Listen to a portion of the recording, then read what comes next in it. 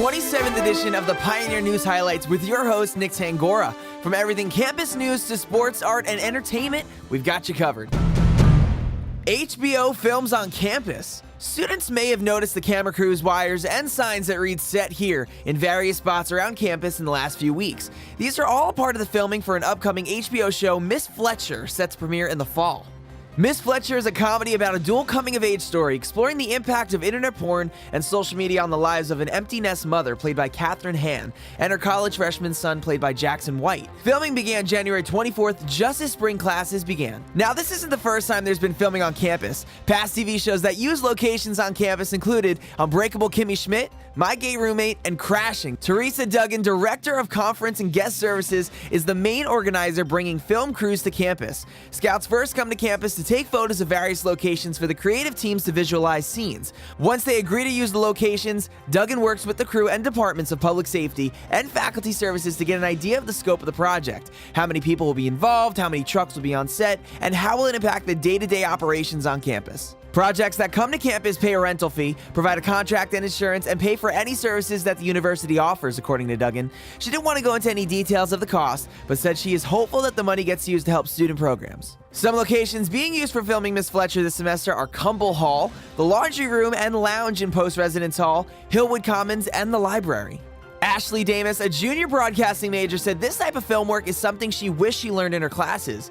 Quote, "It's different when you're in the studio and you're just making up shots with your classmates. She'd like to be more involved with TV shows, movies, or music video production, either as an assistant director or assistant producer when she graduates." Something Damus learned from watching Miss Fletcher film is the amount of detail that goes into each take. She said, "Each detail matters. I didn't really pay attention to when I was shooting. They position your hair this way, wear this that way. I'm really seeing how tedious that is," she said. For more information on this story, check out www.liupostpioneer.com and pick up your copy of the Pioneer today.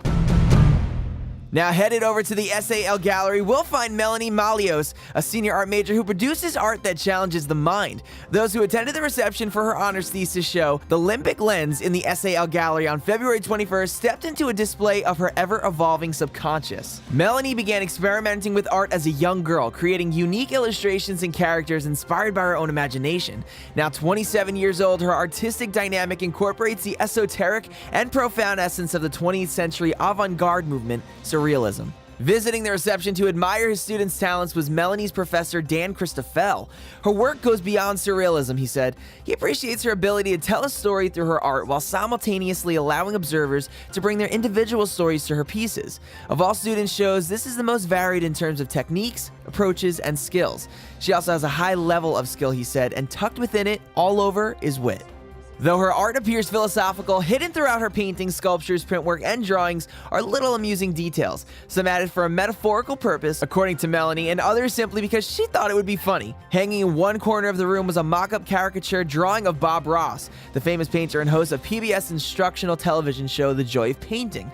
Melanie titled the piece, Booby Ross. Melanie plans to study biology after completing her BFA to better prepare for her desired career choice. She wants to be a medical illustrator. The idea came from a former counselor who told her that a friend's daughter was illustrating diagrams for textbooks, she said. But Christoffel believes she can also be an illustrator for magazines and stories. She can play both worlds. She has that. The big thing is, she just had it when she was young, and here she has refined her skills. With an imagination like this, there is no better combination than that. Now over to some music for a review done by Jada Butler.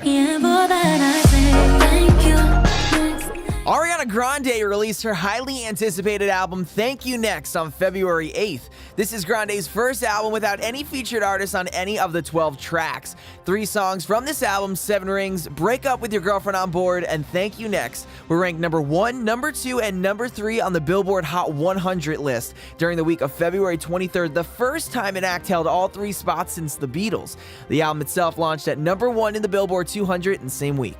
Grande wrote the album with her closest friends, and it reflects her innermost thoughts and feelings on issues like death of her ex-boyfriend and rapper Mac Miller, her engagement and breakup with the SNL comedian Pete Davidson, her relationship with the media, and herself. The first track on the album is Imagine, which she released as a promotional single back in December. Imagine creates a vision of a world in which Grande and her significant other live without the pressures of fame. Grande portrays a simple, easygoing love that most people can only imagine. The soft trap beats paired with airy vocals create a feel-good vibe that can be played on repeat without sounding too repetitive. The second track, Needy, reveals a side of Grande that most listeners can relate to. Sometimes we don't know what we want, and sometimes we want too much. In Needy, she opens up about her feelings of anxiety and how it affects her relationships. As heard in the lyrics, "Lately I've been on a roller coaster trying to get a hold of my emotions." Sonically, Needy takes on a lo-fi, chill hip-hop vibe throughout a majority of the song. The background vocals, which were done by her best friends Taylor Marks and Victoria Monet, are subtle and match the delicacy of the song. Thank You Next is available to stream on Spotify and retails for $13.99 at Target. I highly recommend giving this album a listen.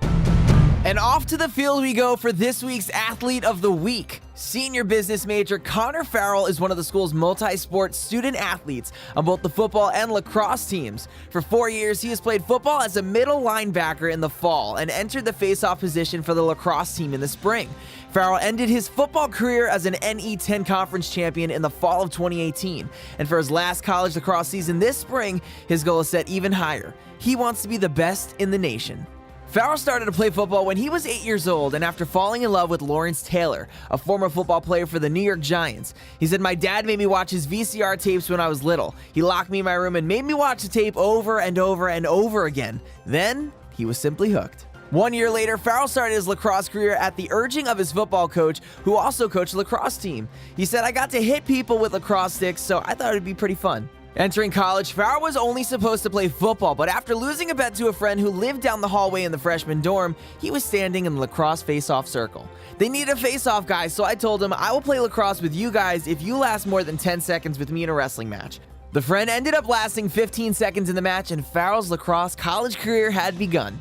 Farrell has won the NE10 Conference Championship with the football team both in 2016 and 2018, and the ECC Championship with the lacrosse team in 2016.